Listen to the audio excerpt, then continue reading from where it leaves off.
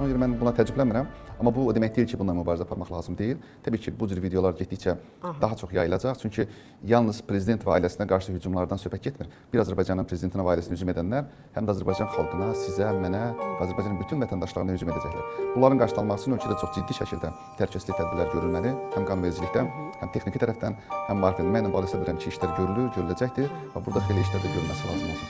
Ümumiyyətlə, Tahir necə düşünürsünüz? Bu cür hallarda kənar qüvvələrin rolu nə dərəcədə var? Çünki qarayağma kampaniyası adından göründüyü kimi bir kampaniyadır, bir şəbəkədir, bu bir zəncirvari bir bağdır, bu bir nəfərin idarə edəcəyi bir iş deyil. Burada bir şaxələnmiş bir, çirkin bir kampaniya var.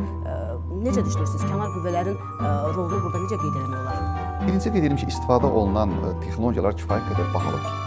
Yəni, bugün bir süni intellektin hazırlanması üçün istifadə olunan data centerlərin dəyərləri 10 milyonlarla dollar olur. O demək ki, bu videonu hazırlayıb yayanlar və eyni zamanda bunu hazırlayanların belə bir texniki maliyyə imkanları yoxdur. İstənilən halda bu imkanları onlara təqdim edən qüvvələr var.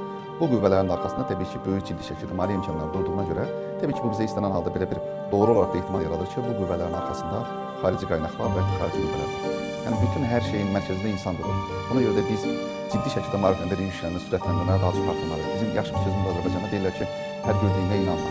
Artıq bir dövr gəlir ki, sadə dildə desək, biz hər gördüyümüzə inanmamalıyıq. Hətta deyirəm ki, gördüyümüz hər şeyə inanmamalıyıq. Biz daha çox yoxlamalıyıq, daha çox bilməliyik, araşdırmalıyıq. Çünki kifayət qədər bugün aldadıcı, eyni zamanda çox ciddi şəkildə də insanlara təhrif edici məlumatlar mövcuddur. Burada təbii ki, texnoloji tərəflər kifayət qədər vacibdir ki, bu saxta məlumatları ayırd edir, onlara bir marka qoyur, qanunvericilikdə müəyyən dəyişiklik etdik ki, müəyyən bir hüquqi məsuliyyət yaradır. Amma yenə də son qərar verən insan olduğuna görə insan daha çox maariflənməli, yaxşını pisdən ayırmalı, saxta məlumatları bir-birindən ayırmalıdır. Çünki əks halda hər görülən video, hər baxdığımız foto, tekstə biz inansaq, onda bütövlükdə biz bu hücum tərəfinin alətləri olacaq.